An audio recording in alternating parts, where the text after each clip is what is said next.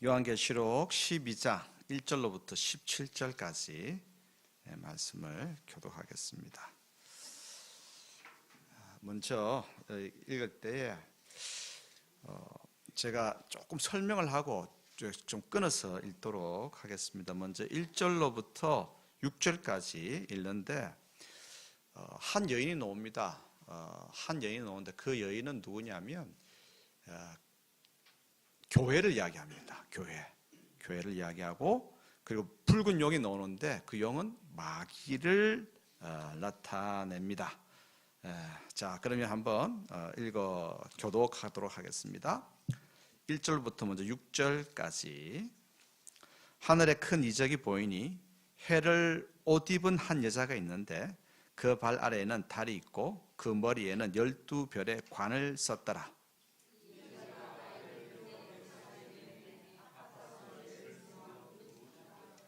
하늘에 또 다른 이적이 보이니 보라, 한 큰 붉은 용이 있어 머리가 7이요 뿔이 10이라. 그 여러 머리에 7 왕관이 있는데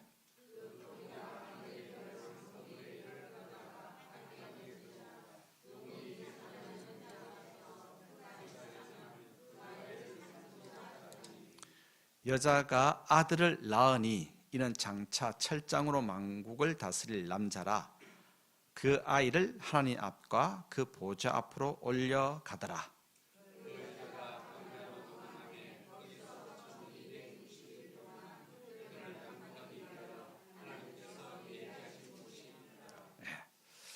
그 다음에 이제 7절로부터 12절까지 읽는데, 용은 마귀라 그랬잖아요.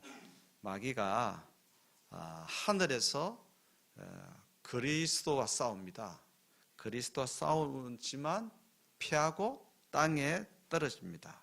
땅에 떨어져서 화가 나가지고 더 그 여인을 더욱더 공격하려고, 교회를 더욱더 공격하려고 하죠. 자, 7절로부터 12절 교독합니다. 제가 먼저 7절 읽겠습니다. 하늘에 전쟁이 있으니 미가엘과 그의 사자들이 용과 더불어 싸울세 용과 그의 사자들도 싸우나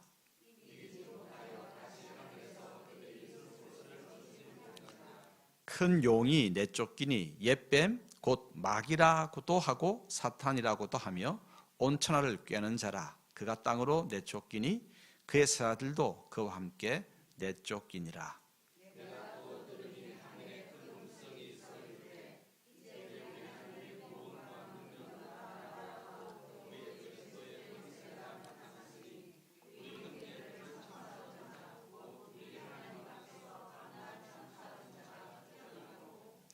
또 우리 형제들이 어린 양의 피와 자기들의 증언하는 말씀으로서 그를 이겼으니 그들은 죽기까지 자기들의 생명을 아끼지 아니하였도다.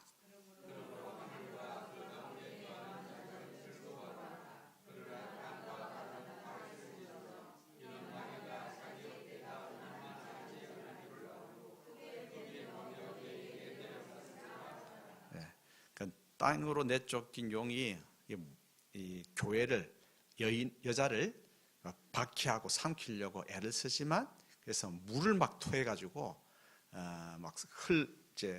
물에 휩쓸려 가도록 그런 여인을 그렇게 공격했지만 땅이 물을 삼켜가지고 이제 그 여인이 피하게 되는 부분입니다.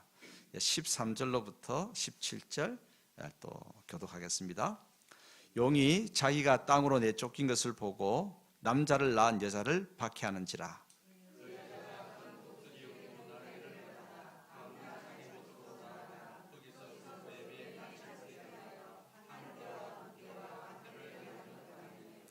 여자의 뒤에서 뱀이 그 입으로 물을 강같이 토하여 여자를 물에 떠내려가게 하려 하되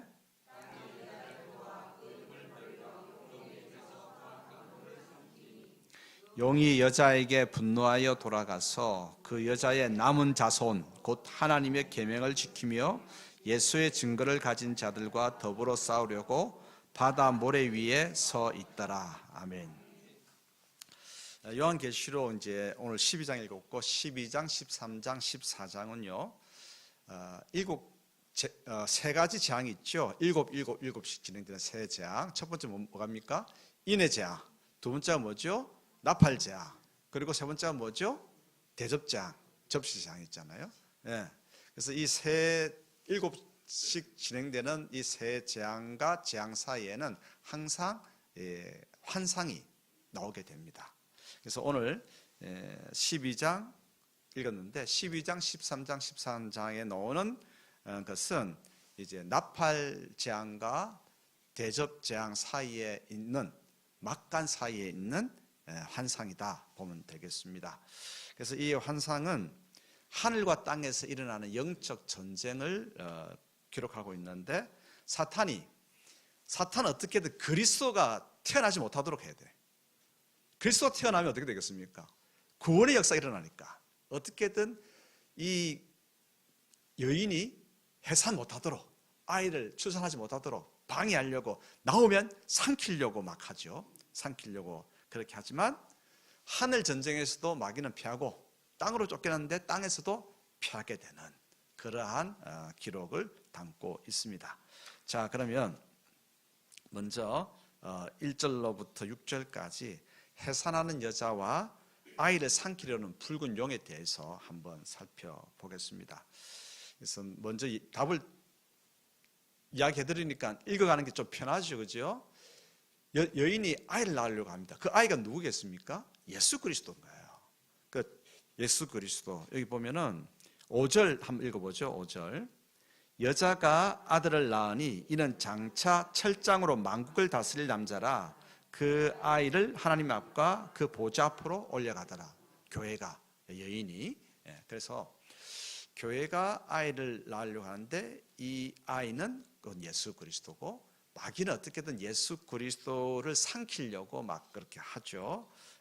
하지만 이제 여자는 아이를 잘 낳았고, 그리고 하나님 앞에 올려드렸고, 그리고 광야로 도망가서 1260일 동안 거기서 머물게 됩니다.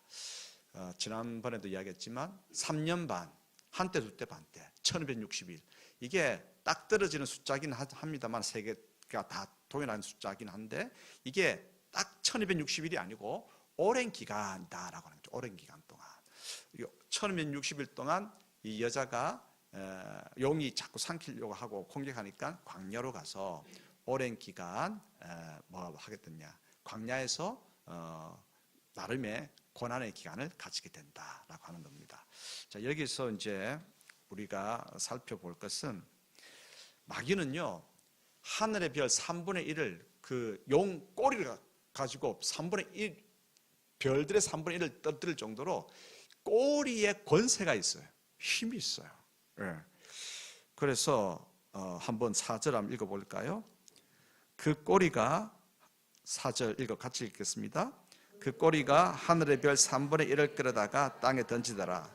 용이 해산하려는 여자 앞에서 그가 해산하면 그 아이를 삼키고자 하더니, 마귀도 굉장한 세력을 가지고 있어요. 힘이 있어요.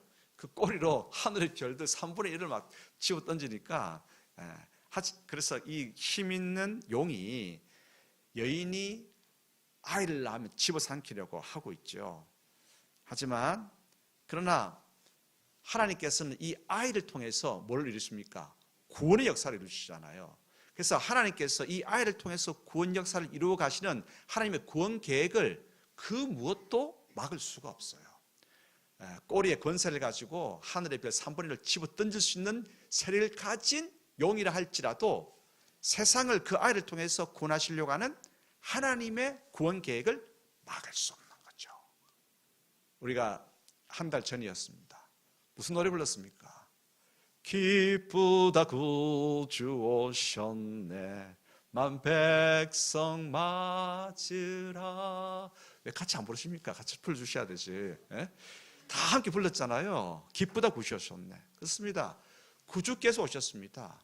마귀는 집어삼키려고 발부둥 쳤습니다. 하지만 하나님의 구원 계획을 막을 수가 없죠. 그래서 교회는 이 아이를 낳음으로 통해서 교회가 있게 되는 거죠. 그래서 교회가 이 아이를 하나님 앞에 올려드렸고, 그래서 교회는 어디로 갑니까? 광야로 가게 됐어요. 광야는 뭐 아무리 좋게 이야기해도 광야는 광야입니다. 그죠? 광야는 힘든 것입니다. 강야는 살아가기에 거친 것이고 정말 힘듭니다. 그 강야에서 1260일 동안 한때 두때 반때 그 고난의 기간을 지나게 되죠. 지나게 되는데 중요한 것은 뭐냐면 그러한 고난을 겪게 되겠지만 하나님께서는 그때도 하나님께서 안전하게 지켜 보호하신다라고 하는 것이죠. 이게 중요합니다. 여러분, 초대교회가 예수 그리스도의 탄생을 이제 받아들이고 그것을 전함으로 말미암아 가지고 전할 때에 이 로마 황제, 지금 로마 황제의 핍박 가운데 있는 거 아니겠습니까? 그래서 마귀가 삼키려고 한다, 용이 삼키려고 한다라고 하는 것을 비유적으로 설명하고 있는데 그 당시에 이 이야기를 딱 들으면은 아하, 그 당시에 사람들은 다 아는 거예요. 용이 삼키려고 한다. 그 당시에 로마 제국의 황제의 세력들이 삼키려고 한다라고 하는 걸 다 알고 있단 말이에요. 그렇지만 예수 그리스도는 태어났고 예수 그리스도는 하나님께 올려지면서 교회는 광야로 고난의 시간을 가지게 되겠지만 이 1260일 동안 고난의 기간이 있지만 하나님께서 광야에서 지켜 보호하시더라고 하는 것이죠.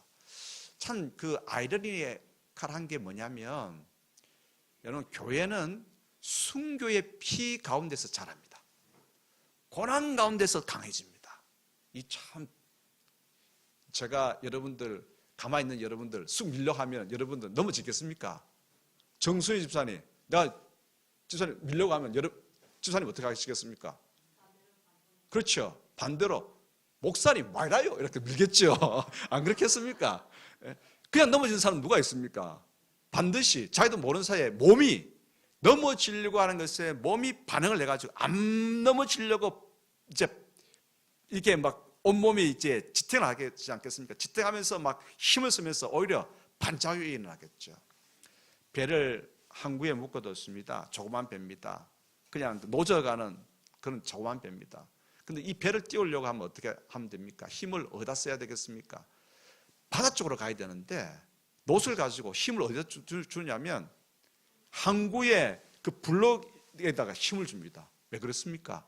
내가 그쪽에 힘 주면 작용, 반작용에 의해서 배가 나가잖아요. 교회가 하나님께서 이제 예수 그리스도가 태어나셨어요. 초대교회가 예수 그리스도의 복음을 말미암아서 이제 태어났어요, 교회가. 근데 광야로 가야 돼요. 광야로 갈 때에 어떻게 됩니까? 광야에서 고난이 있지만, 힘듦이 있지만, 거침이 있지만 그곳에서 강해지는 거예요. 힘있게 되는 거예요. 그래서 여러분들 기도할 때에 하나님 핍박이 지나가게 하소서. 물론 핍박 지나가야 됩니다. 그런데 편안하게만 해주세요. 편안하게만 해주세요. 그렇게 기도하면 안 됩니다. 핍박이 오면 하나님 핍박을 잘 견딜 수 있도록 도와주십시오. 피해 가려고만 자꾸 이렇게 기도하지 마시고 핍박을 잘 견딜 수 있도록 도와주시옵소서. 환난을 잘 극복하고 견뎌낼 수 있도록 도와주십시오. 이게 중요한 겁니다.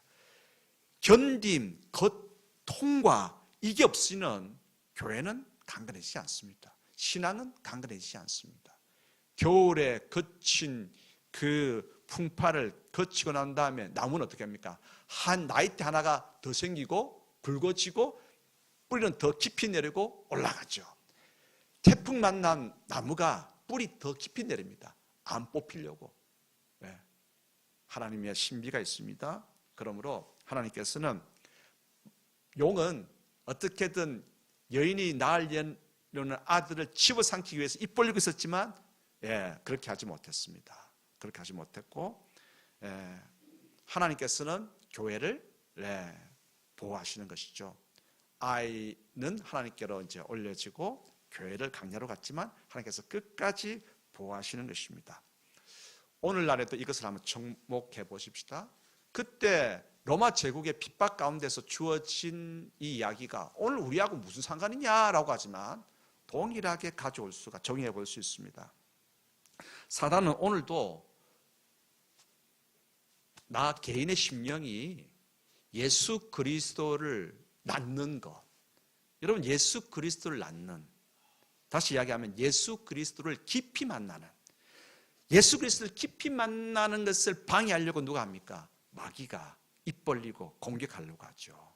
우리 가정이 이제 내가 예수 믿고 남편도 아이들도 모든 식구들이 부모도 이제 모든 또 형제들도 나를 통해서 예수 그리스도를 믿는 역사가 일어나야 되지 않겠습니까? 근데 마귀가 어떻게 하겠습니까?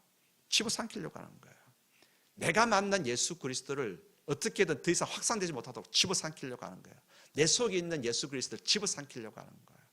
그래서 오늘 우리 가정이 믿음 때문에, 신앙 때문에 흔들림이 있고 여러 가지 조금 어려움들이 있습니까? 예, 오늘 이 말씀을 생각해 보시기 바랍니다. 광야로 갔습니다. 1260일. 그건 오랜 기간입니다. 딱 얼마치는 알 수 없지만, 하지만 이 광야의 기간 동안 하나님께서는 뭐 하신다? 지켜봐 하시는 거예요. 우리 가정을 지켜봐 하시고 나의 가정을 지켜봐 하시고, 교회도 마찬가지입니다. 교회도 예수 그리스도를 낳는 아픔이 있어야 돼요. 이 아픔을 견디고 거쳐나갈 때에 교회는 더 왕성하게 이제 하나님 앞에 서게 되겠죠. 그러므로 오늘 우리의 믿음은 이 믿음이어야 됩니다. 예수 그리스도로 인하여서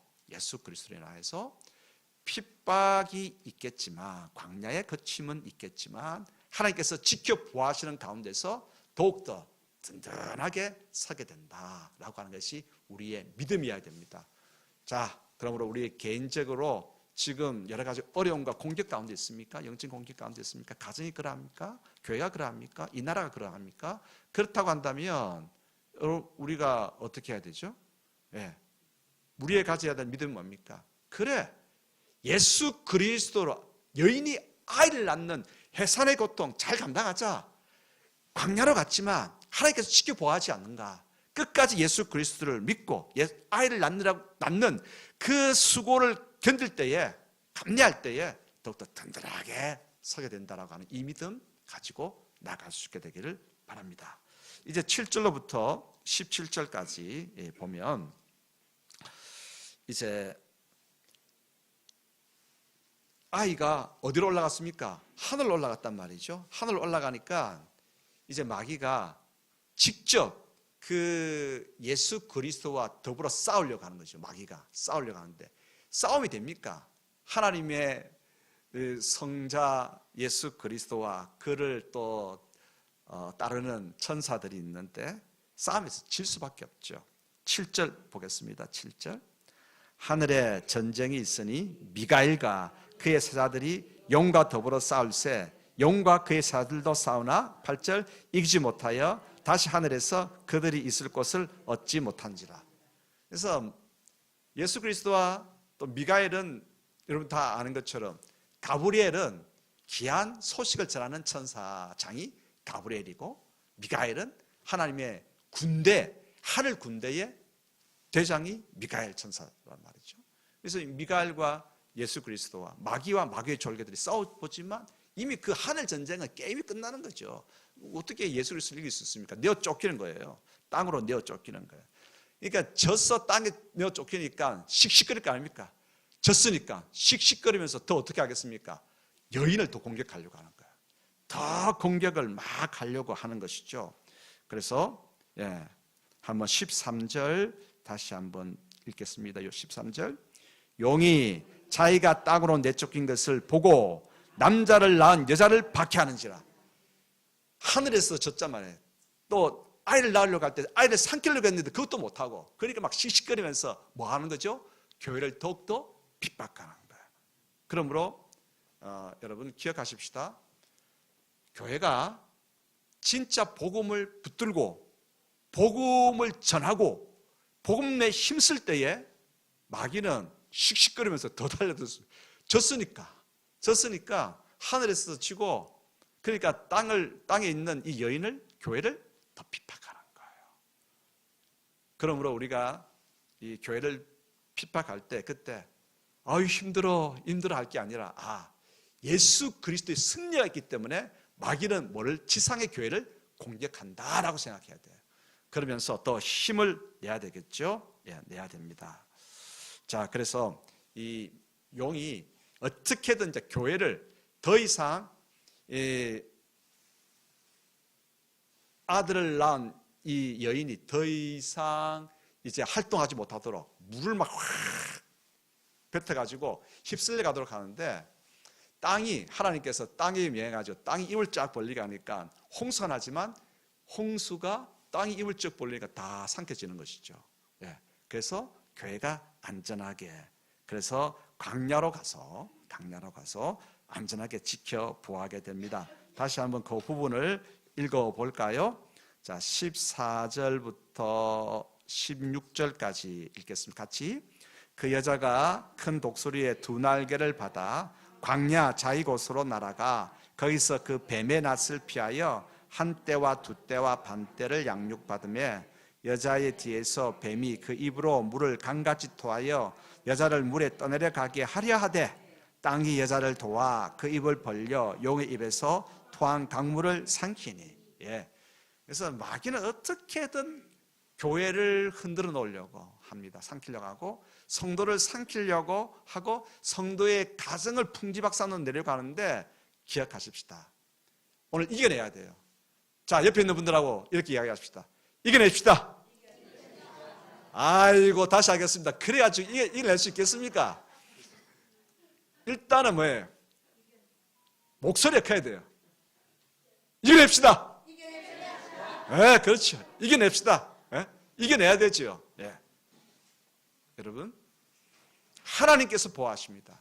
마귀가 막 입을 벌려가지고 삼키려고 하죠. 하나님께서 보호하셨습니다. 출산했잖아요. 출산하고 난 다음에 하늘로 올라갔습니다.